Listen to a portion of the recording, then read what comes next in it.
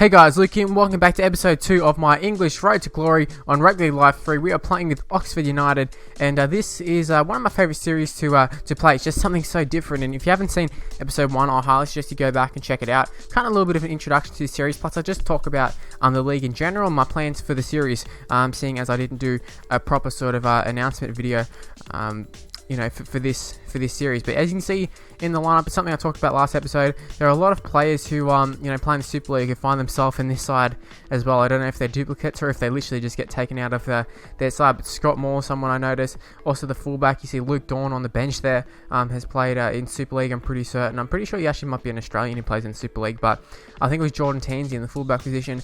I think he has. I don't know if he's played NRL, but he's definitely been in and amongst the NRL sort of squad. So. There's a few players that I noticed in this side, and they're in second spot. I mean, obviously it's only been one game played, so ladder positions don't really take too much account of that. Just keep playing for the first 5 or so rounds. You can kind of get a gist of how teams are going. But in terms of how we're going this game, I think we've been the better side so far. You can see Allen, the 5A, gets it to Brown. The two Dreadlocks boys linking up there, but we are going all the way across field. We get it to Jones. Bishop gets it to Brooker, our winger, and he gets absolutely smashed there. But it is Allen who ends up with the ball here, launching up a bomb. But it is Gardner who's going to try and get under it, and it is taken by the other team. I actually can't remember what the other teams, where their location is, but I believe they're called the Knights, and they do have a very similar logo to the Newcastle Knights. That's what you'll find with a lot of these sides in this series. A lot of them are pretty much just rip-offs of the NRL logo with just their own little spin on it, their own little colours or something like that. But it was quite disappointing to concede that try just because I felt it was against the run of play, to be honest. And right here, Allen gets us off to a terrible start after that try. Basically kicks it out. This is the second time actually in 2 games he's kicked it out on the full. First time it was over the dead ball line. You can understand it. A lot of wind. The same thing sort of here. There's a lot of wind. And if you didn't watch the first episode, I actually recorded these back in September, so I'm a much better player right now than I was back then. And as you can see there, Jordan Howden, I don't know what position he plays or anything really about him, but he comes up with the ball. Maybe he was I'm assuming he's probably a second row or prop or something who just caught that ball and he put the ball down, and that increases their lead to 12-0 as Jordan Tansey keep the goal. But I can't help but feel we're kind of not getting hard done by because we haven't really looked like scoring. We haven't really threatened too much, but you're going to see here we're going to mount a fair bit of pressure right here. See, Newton gets it to Vickers, cuts back on the inside there. He's going to go very close to scoring. I thought he did score, but just to absolutely kill the momentum, he gets injured.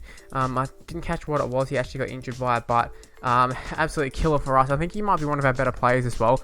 You'll find a lot of our props are the best rated players, but thankfully a lot of our props are also the depth-wise are our best players as well.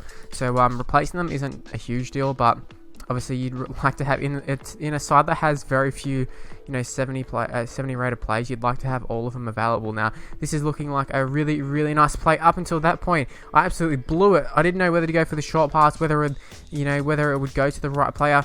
What I need to do is try and throw that pass to the unmarked man who was in line with us, not the player on the inside. Fortunately, we got it to absolutely nobody, and ended up hitting the deck, killing the momentum, and we just absolutely butchered a try. Now, that was a funny offload from the Knights. I showed that one in particular just because they had a little bit of momentum, and they got killed by an offload that was kind of reminiscent of the offload that we would sort of throw. But it is Gardner who tries to take it around them, and he's wearing the number 2, so it definitely helps out knowing that he's a winger wearing the number 2. I do like that.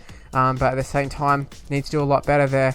Had it been Aguama, I know this is like a stretch to compare them to Aguama and that sort of stuff, but after you go from playing with players like Kevin Aguama to players like the wingers that we've got who have like virtually no pace, you definitely notice the difference. But Brooker tried to cut back in the inside, went from one wing to the other in a matter of a few tackles there, but same result every time. They end up getting tackled quite easily. Now that was a pretty good little bit of play going up there until Simon Price, another prop from ours, gets injured, but we do get it out wide there, and that's a nice little offload there. Bishop gets it to Brooker, and Brooker actually does score a try there. It's Marcus Brooker.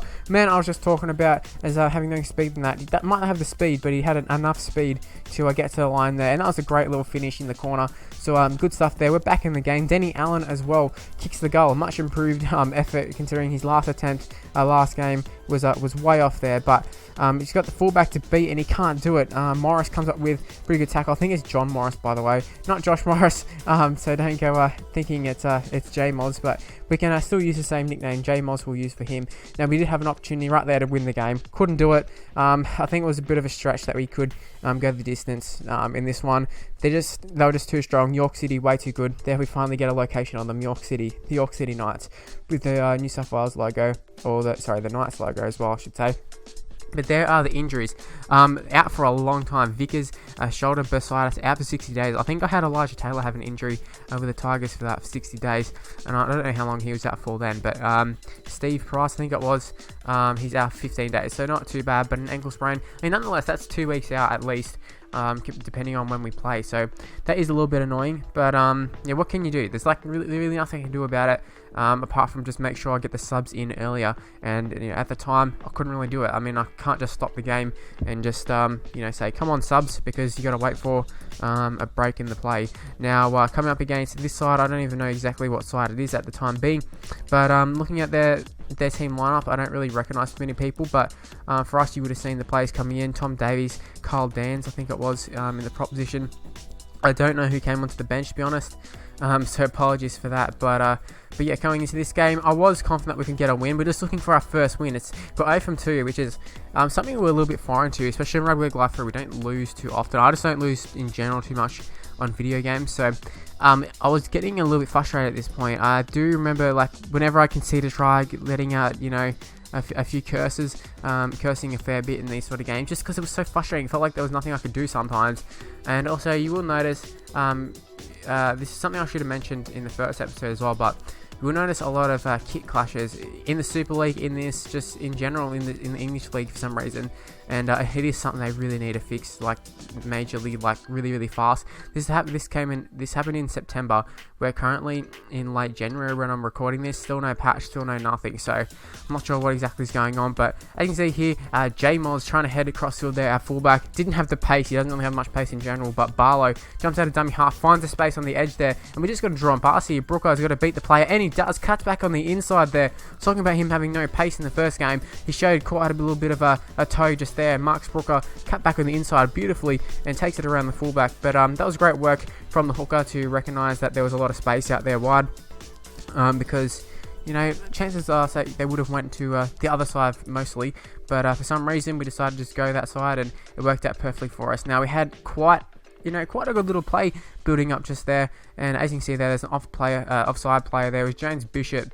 Had he not been offside, probably could have made a tackle easily, but instead we're going to be forced under pressure there. So 6-point lead for us currently, and we're facing a lot of pressure, but we have withheld the pressure for the time being. And I should mention, just with that play that we were having before, it was mounted something special in my opinion, but unfortunately ended up spilling the ball. And right there, something else was going quite nicely there as well, and this time it was a forward pass. The offload just didn't need to be thrown, and we just went for it. I got to realise that I'm not playing with these top players, and right now it's easy to say in hindsight now, because like I said, I played this in September. I'm a way better player right now. Stop doing this, stop doing that. But at the time, I was still a little bit of a rookie at this game. But Denny Allen, 5'8", picks up the ball, and for a split second, I thought he was off. Thought he was off to the races there, before realising, oh yeah, he's not very fast. And Newton, our halfback, tried to go for a field goal just before halftime. A sneaky little field goal, and it worked out absolutely terribly for him. And it's worked out even worse, considering that they're going to race away straight from the 20-metre tap. And Jordan James ends up scoring. I couldn't believe it. I was absolutely furious I was. You can see right before half time, there was only a few minutes. We're going to be able to kick it off to him, but whether anything happens is another story. But it's a tied ball game here, 6-all, and I was so mad at half time that it was a tied ball game, because we had played so well. We defended our line brilliantly. Like, there was pressure, we've held them for so long, and you can see the try just like that, where they just literally just palmed off a few players just as if they weren't even really there. It was so annoying, and it goes back to what I've said about the fullback can't tackle, and just in general a lot of our players can't tackle, especially when they're fatigued. But yeah, in general just can't defend very well at all. But as Denny Allen, I think, was coming across there to try and make a big diving tackle. Unfortunately, didn't complete the tackle, but did get enough on him to sort of slow him down. Now, Gardner can take it around the fullback there, and Gardner, our winger, I've been talking a little bit of shit about our wingers being nowhere near as good as Nguarma and that sort of stuff, and that's kind of a given, but, I mean, they're starting to sort of prove their worth a little bit here. Obviously not to NRL standards, they're, 60-odd rated, you're not going to be anywhere near it, but they are sort of starting to perform, starting to get used to them. Instead of relying on speed, just trying to rely on smarts, and we've taken around the fullback brilliantly there. Once you get around the fullback, I mean, as long as you got someone who has like any sort of relative bit of speed, bit of pace, you should be able to get the job done. Now, there was a sin bin. I didn't expect this to happen too often in terms of winning penalties or, just getting sin bins in general in this game, in this league, but it has worked out great for us. As you can see there, Hales gets the ball, and we've absolutely butchered another try. That's a few times that happened for us so far, and yeah, just a little bit annoying. Our centre overran us for some reason. I don't really understand why they didn't sort of hold back, but it is Hales again. He finds himself on the ball, and yet again comes up with the worst decision possible. The try, we've had a try gone begging twice just then, in my opinion, and it's going to be followed up by a try to this other side. Now, that is so annoying. We had the lead. All we had to do was pretty much just play smart, try and run down the clock, and, we were all good. But Alex Abdul, the winger for them, ends up scoring a try, and he had a little bit of toe himself there. Looked like a pretty decent player. Not sure if he's a Super League dude, but yeah, they end up kicking the goal as well, which just added insult to injury. It does tie it up completely. I did still have a little bit of faith, just because the, ratings wise, maybe their goal kicking isn't that good, but they did end up kicking the goal as well, so that was annoying. You can see 10 minutes left. They did create another line break, but the fullback actually makes a tackle this time, and it is quite funny how in this series just any random line break with the fullback making a tackle is deemed a highlight for me because of how rare it happens in terms of the fullback actually making the tackle. But as you can see, just pressure, like set after set from us making stupid decisions like charging down.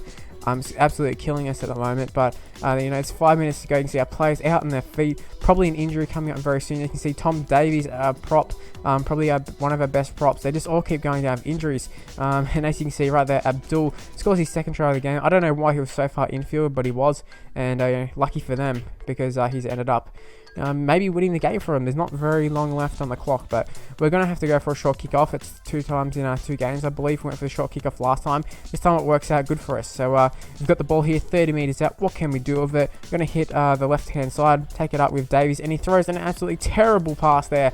And that, what I thought would effectively kill the game. But just like one tackle later, you didn't show it. Well, I didn't show it, I should say, but he did end up winning the ball back, and Denny Allen, could this be the last play of the game, gets it to Davies, Dans, or whoever it was, possibly the man who threw the pass, but Baird, he had to draw and pass, but he didn't, he throws a dummy, and Baird ends up scoring there. That was an absolutely brilliant try, and it came at the best time possible, and I was so happy to score that try. I wasn't sure at the time, does it go to extra time or anything, and you will find out that it doesn't actually go to extra time, so I was a little bit annoyed at that, but yeah, we did have one final opportunity, which I kind of already spoiled here, but we had one opportunity to win the game, but there was pretty much no way we're getting through there. Yeah, there was just zero chance, but you can see both teams coming off, not too much emotion, it's a draw, but, inside of me, in my household, the Oxford household of Mr. Luke, we were very, very happy with that performance, and I got to say, we did get away with it, but at the same time, I kind of felt we could have got a lot more out of that game as well. Just a lot of stupid little errors that are still in our game, just need to get them out, and by the time I go to record the next batch of recordings for this, I'm assuming they will be out of my game, because it's 6 months down the track. Anyways, that's where this video is going to end. Hopefully you did enjoy it. If you did, leave a like, subscribe to my channel, follow me on Twitter and Mr. Luke YT, Facebook page in the description below, and I'll see you for my next video. Bye guys.